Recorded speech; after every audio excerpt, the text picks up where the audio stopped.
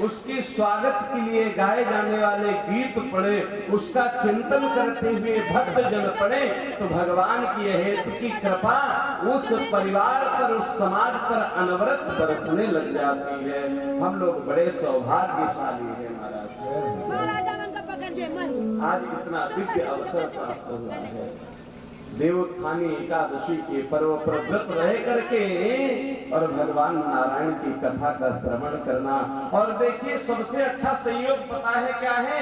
आज के दिन ही भगवान नारायण को जागृत अवस्था में आते हैं, अर्थात उनका जागरण हम सब करते हैं। और आज जिस दिन जागरण है भगवान का, भगवान जिस दिन शयन से उठ रहे हैं, उसी दिन भगवान कृष्ण के जन्मोत्सव का प्राकट्योत्सव को भी हम आज ही मनाने जा रहे हैं। कितना सौभाग्य है!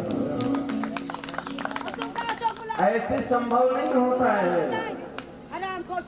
जीवन में बहुत सारी ऐसी चीजें आती रहती है जिसके कारण हम सबके जीवन में कहीं पर भी भगवान की कृपा करुणा कहीं पर भी रहने के कारण वो व्याप्त रहती है। जो जीवन की सृष्टि है जैसी है वैसी चलती रहे। हमारे जीवन में जब व्यतिक्रम आता है तो हमारे कर्मों के कारण आता है। हम अपने को कर्म में प्रेषित कर लें, भगवान के चरणों में अपने आप को लगा लें, और जब हम भगवान के चरणों में आ जाएंगे, ईश्वर की सन्निधि हमको मिल जाएगी। ठाकुर का जब जन्मोत्सव हम अपने हृदय में प्राकट्योत्सव कर लेंगे तो हमारे जीवन में एक आनंदातिरेक की महाराज भावना उमड़ पड़ेगी। और जब हमारे अंदर ईश्वर व्याप्त हो जाएगा, ईश्वर कहाँ व्याप्त होगा? बोले पहले तो क्या करना चाहिए? बोले अगर आपको कुछ लेना है ना तो क्या करना है? बोले पात्र को खाली करना पड़ेगा। अगर आपका पात्र भरा है तो आप कुछ नहीं ले सकते।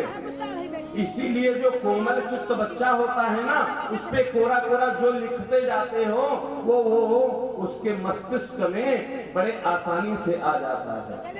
इसलिए जीवन में इस बात का ध्यान रखना है, अपने मन को शांत रखना है, क्योंकि ईश्वर एक ही बात कहता है। यानी मान लीजिए आपके पास एक बाल्टी है, उसमें आपने पहले से कचरा भर रखा है, अब उसमें हम दूध देंगे भी तो क्या होगा?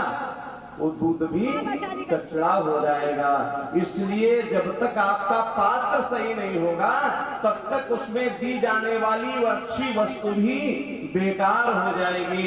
इसलिए ये कथा के माध्यम से ये शरीर रूपी जो हमारा पात्र है, जो घड़ा है, उसको परम पवित्र करना चाहिए। क्योंकि ईश्वर कहता है मैं आता तो जरूर हूँ, मिलता किसको हूँ? बोले निर्मल मन जन सो मोहि पावा,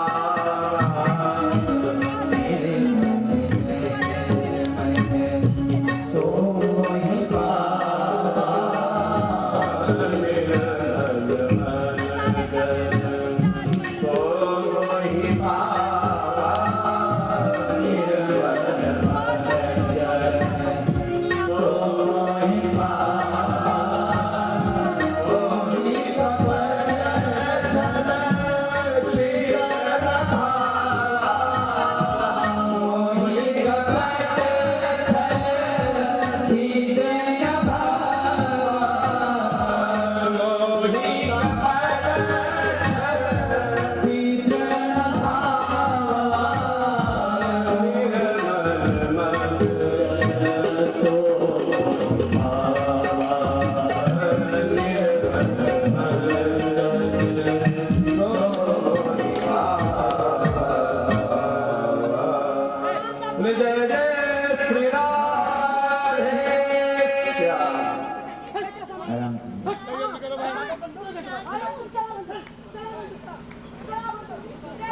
सीताराम सीताराम सीताराम कहिए, सीताराम सीताराम सीताराम कहिए, सीताराम सीताराम करे, सीताराम सीताराम सीताराम करे।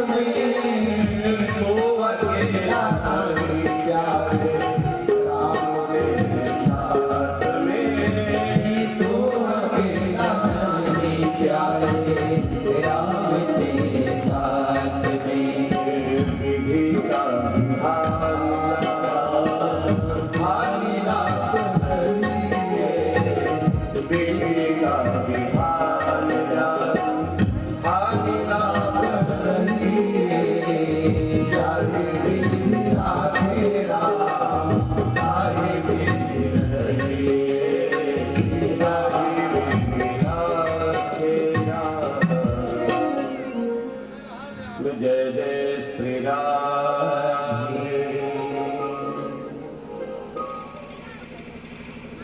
जीवन में कई बार प्रतिक्रिया की आवश्यकता नहीं होती। हमारे जीवन में बहुत सारे ऐसे अवसर आते हैं जहां हम दूसरे पर अपना कंट्रोल नहीं कर सकते। मैंने पहले बताया, दूसरा तो अपने मन का है लेकिन हम तो अपने मन के हैं। हम दूसरा जो कर रहा है वैसा अगर हम भी करने लगे तो फिर अंतर क्या बचा। इसलिए मन को परम शांत करके भगवान जी के सन्निधि में प्रेषित करने का प्रयास करना चाहिए। कल हम सब श्रवण कर रहे थे भगवान की दिव्य कथा को कि भक्त ध्रुव जैसे लोगों को भी भगवान मिल जाते हैं महाराज। आदरणीय सुखदेव जी महाराज कहते हैं, विद्या रविन्द्रस्य कहा, ईश्वर को कोई पशु भी ना पूर्व संस्कार के कारण किसी चीज को स्मरण कर ले तो ईश्वर उसको भी मिल जाया करता है। गुरुदेव सुखदेव जी महाराज अष्टम स्कंद में प्रवेश कर रहे हैं महाराज। बड़ी दिव्य बात कह रहे हैं।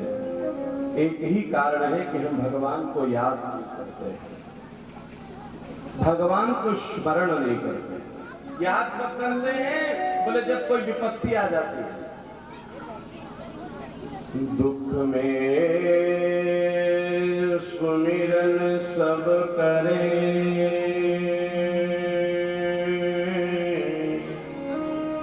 सुख में करे न हो। जो सुख में सुमिरन करे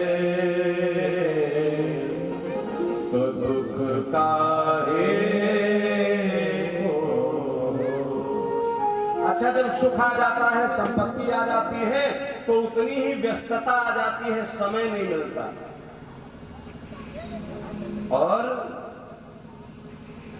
कभी कभी समय की ऐसी मार पड़ती है कि काम नहीं मिलता।